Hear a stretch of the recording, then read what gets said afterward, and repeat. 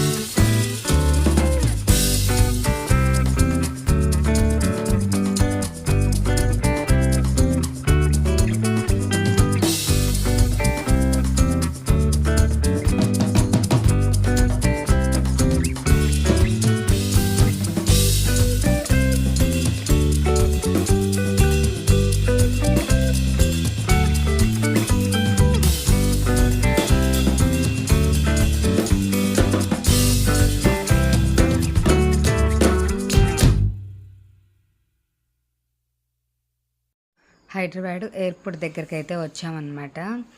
ఇది international, domestic రెండు ఉంటాయి కదా. మా ఫ్లైట్ డొమెస్టిక్ ఫ్లైట్ అనమాట. సో అందుకే అది పైన అయితే, కాకపోతే మేము పైకి వెళ్ళలేదు, కింద నుంచి లిఫ్ట్లో పైకి వెళ్ళామన్నమాట. రోడ్ ఇటు సైడ్ వచ్చేసామని ఎయిర్పోర్ట్కి అయితే వెళ్ళాము. నైట్ టైం కదా, ఫుల్ అయితే ఉందన్నమాట. లైటింగ్ బాగుంది ఇది. అండ్ మీకు తెలుసు కదా, ఫ్లైట్ ఎక్కాలంటే చెకింగ్స్ ఎన్ని ఉంటాయి అవన్నీ. నేనైతే కంప్లీట్గా ఎయిర్పోర్ట్ ఇంకొక వీడియో పెడతాను. టికెట్స్ ఎలా బుక్ చేసుకోవాలి, ఎన్ని చోట్ల చెకింగ్ ఉంటుంది, అదంతా అయితే నేను కంప్లీట్గా ఇంకొక వీడియో పెడతాను. ఇందులో లెంతీగా ఉంటుందని పెట్టలేదు. నార్మల్గా మేము జర్నీ చేసేది పెట్టేశానమాట.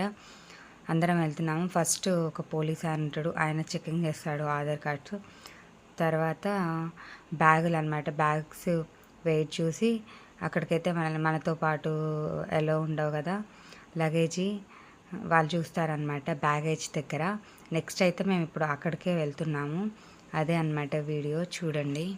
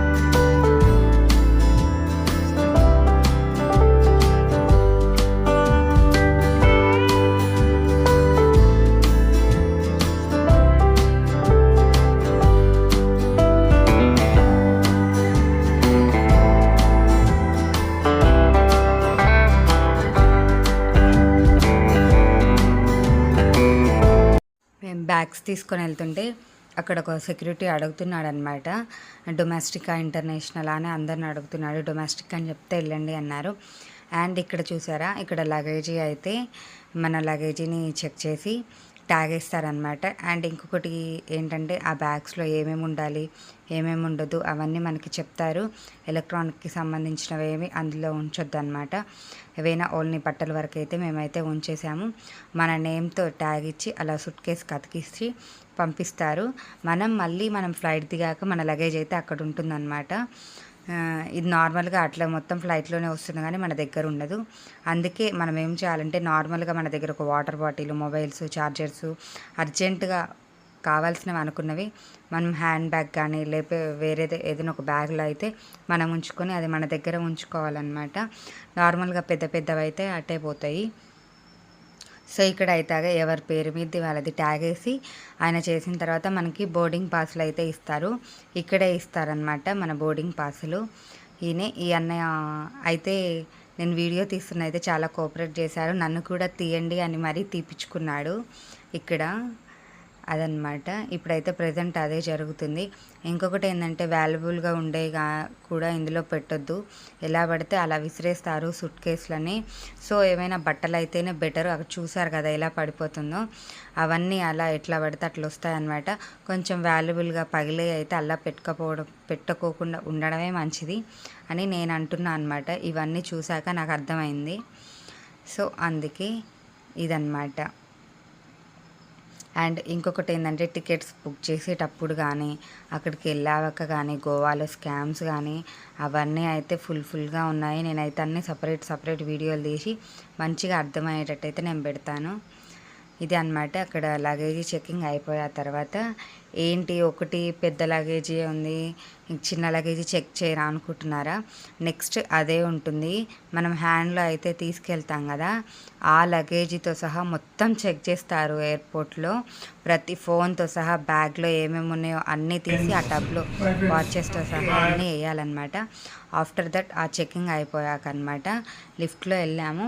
అండ్ ఇంకొకటి ఏంటంటే నార్మల్గా క్రెడిట్ కార్డ్స్ ద్వారా మనం 2 రూపీస్ ఉపయోగించి ఎయిర్పోర్ట్లో లాంజ్లు ఉంటాయి కదా, అదనమాట. అక్కడికైతే మా క్రెడిట్ కార్డ్స్ ఉంటే మేమైతే అక్కడికి వెళ్ళాము. మా ఫ్లైట్ ఎర్లీ మార్నింగ్ కాబట్టి మేము నైట్ 1 కల్లా అక్కడికి వెళ్ళాము కాబట్టి రెస్ట్ తీసుకుందామని క్రెడిట్ కార్డ్స్ని యూజ్ చేసి లాంజ్లోకి అయితే ఎన్క్లైమ్ లాంజ్ అని ఉంది కదా అక్కడికి వెళ్ళాము. అండ్ ఇంకొకటి ఏంటంటే దీని గురించి కూడా నేను కంప్లీట్గా ఒక వీడియో అయితే చేస్తాను ఎలా ఉపయోగించాలి అనేది.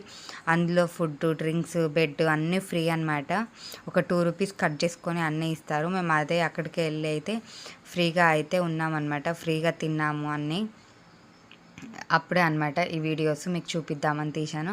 నేను నెక్స్ట్ ఇక మా ఫ్లైట్ టైం అయింది. ఎర్లీ మార్నింగ్ లేచి అక్కడ లాంజ్లోనే అన్నీ ఉన్నాయి. కొంచెం రెడీ అయ్యి బ్రష్ చేసి అన్నీ చేసి ఎయిర్పోర్ట్ది మా ఫ్లైట్ దగ్గరికి అయితే వచ్చామన్నమాట. మాదైతే 7 అనమాట, గేట్ నెంబర్ 7 మాది. సో అక్కడికైతే వచ్చామన్నమాట. సరదాగా ఇది మిర్రర్లోంచి మంచిగా కనిపిస్తుందని నేనైతే ఎయిర్పోర్ట్ని, ఫ్లైట్స్ని అలా అయితే వీడియో తీశాను మీకోసం. మంచిగా చూసారా ఒక ఫ్లైట్ అయితే స్టార్ట్ అయింది. ఎంత బాగుందో అదైతే. ఆ లొకేషన్ చూస్తుంటే అయితే చాలా బాగా నచ్చింది. అండ్ ఫ్లైట్ జర్నీ అయితే ఒకసారైనా చేయండి, లైఫ్లో చాలా బాగుంటుంది. అదొక మెమరీ లాగా ఉంటుంది. బోర్డింగ్ అయితే స్టార్ట్ అయిందనమాట. మాకు అక్కడ లగేజ్ చెకింగ్ అయినా ఇవి చూపిస్తున్నా ఇవి బోర్డింగ్ పాస్లు అవి ఇస్తాడు. వాటిని మనం ఇక్కడ సెక్యూరిటీ స్కాన్ చేస్తుందన్నమాట. మన సీట్లు ఉన్నాయా లేవా ఫేక్ రియలని స్కాన్ చేస్తుంది. చేశాకైతే మేమైతే ఫ్లైట్లోకి ఎంటర్ అవుతున్నాము. అప్పుడే అనమాట ఈ వీడియో.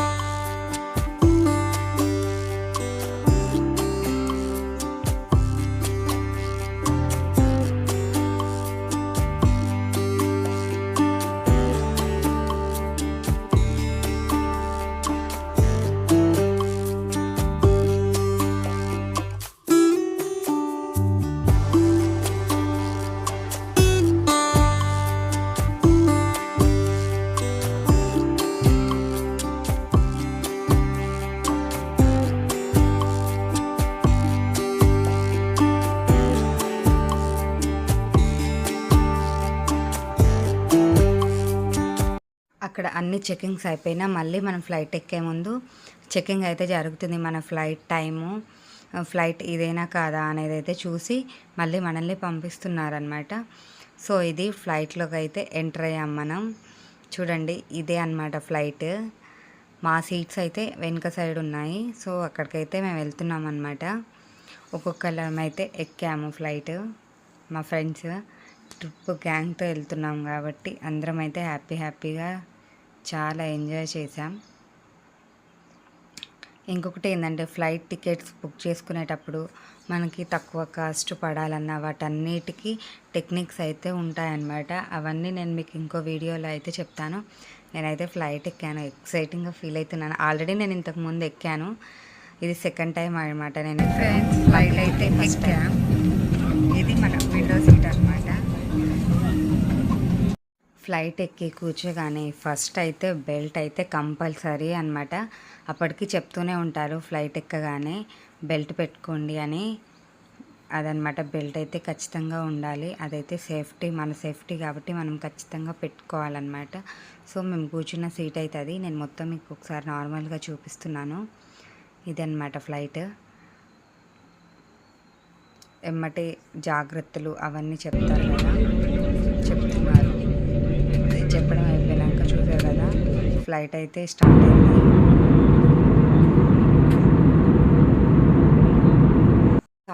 సౌండ్ అయితే విన్నారు కదా, నేను కావాలని ఆ సౌండ్ ఉంచానమాట.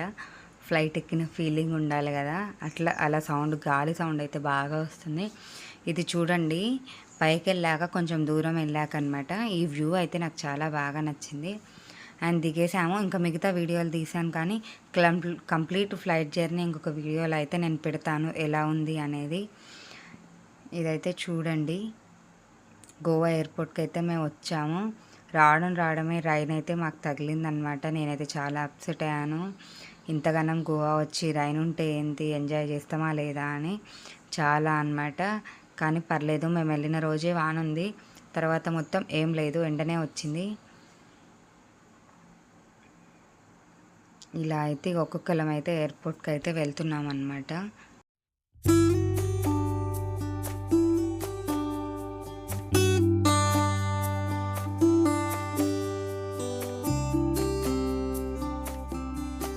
అక్కడ మనం బ్యాగ్స్ వేసాం కదా బోర్డింగ్ పాస్లు ఇచ్చే దగ్గర, అక్కడ వేసిన బ్యాగ్స్ అయితే మనం గోవా ఎయిర్పోర్ట్లో దిగినాక బ్యాగేజ్ రీకలెక్ట్ అని ఉంటుంది, అక్కడికి వెళ్ళామన్నమాట. అక్కడ మళ్ళీ మన బ్యాగ్స్ అయితే మన చేతికి వస్తాయి. అప్పటి వరకు మన దగ్గర ఉండదు కాబట్టి అర్జెంట్ నీడ్స్ ఏమైనా ఉంటే మనం చిన్న హ్యాండ్ బ్యాగ్ లాంటిది కానీ, బాయ్స్ అయితే నార్మల్ ల్యాప్టాప్ బ్యాగ్స్ ఉంటాయి కదా, అందులో పెట్టుకోవడం మంచిది. బేబీస్ ఉన్న వాళ్ళైతే ఇంకా ఖచ్చితంగా సపరేట్గా చిన్నపిల్లల వాటర్ బాటిల్స్ అని, వాళ్ళ డైపర్స్, ప్యాంపర్స్ అవన్నీ అయితే వేరే సపరేట్ బ్యాగ్లో పెట్టుకోవాలి. మన దగ్గర బ్యాగ్ ఉండదు కాబట్టి. ఇదన్నమాట లగేజ్ బ్యాగ్స్ అయితే ఒక్కొక్కరివి ఇలా వస్తాయి.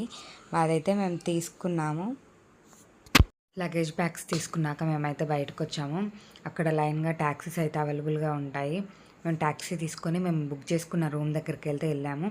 ఇంకొకటి ఏంటంటే మేము అన్నీ ఇక్కడే బుక్ చేసుకున్నాము రూమ్స్. 4 డేస్కి కరెక్ట్గా చేసుకున్నాము. రూమ్ అంటే రూమ్ కాదు, డబుల్ బెడ్రూమ్, హాల్, కిచెన్ అలా అనమాట. హోమ్ లాగానే ఉంటుంది, కిచెన్ ఉంటుంది, అన్నీ ఉంటాయి. ఇక మనం వండుకొని తినడమే, మన ఇల్లు ఎలా ఉంటుందో ఓవెన్, గ్యాస్ అన్నీ ఉంటాయన్నమాట. నేను అది కూడా ఒక వీడియో పెడతాను, కంప్లీట్ వీడియో. అండ్ మేము ఎలా బుక్ చేసామో కూడా నేను మీకు ఆ వీడియోలో చూపిస్తాను. అక్కడికైతే క్యాబ్ బుక్ చేసుకొని అయితే వెళ్తున్నాం అనమాట. ఎయిర్పోర్ట్ నుంచి మా రూమ్ దగ్గరికి వెళ్ళడానికి 1300-1400 అయితే పడింది మాకు కాస్ట్ క్యాబ్.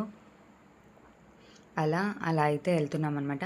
మేమున్న అపార్ట్మెంట్ అయితే చాలా బాగుంది, చాలా బాగా నచ్చింది నాకు. గోవాని చూస్తుంటే ఒక రకంగా కేరళనే చూసినట్టు అనిపించింది. నేను ఫస్ట్ జర్నీ కేరళకి వెళ్ళాము. నెక్స్ట్ ఇదనమాట, చాలా బాగా అనిపించింది. అండ్ రిమైనింగ్ వీడియోస్ అన్నీ నేనైతే పెడతాను. మొత్తం గోవా ట్రిప్ గురించి డీటెయిల్గా ఇన్ఫర్మేషన్ అయితే ఇస్తాను. Wait for further videos. ఈ వీడియో కనుక మీకు నచ్చినట్లయితే like, share and subscribe my YouTube channel. Bye friends, thanks for watching. Bye.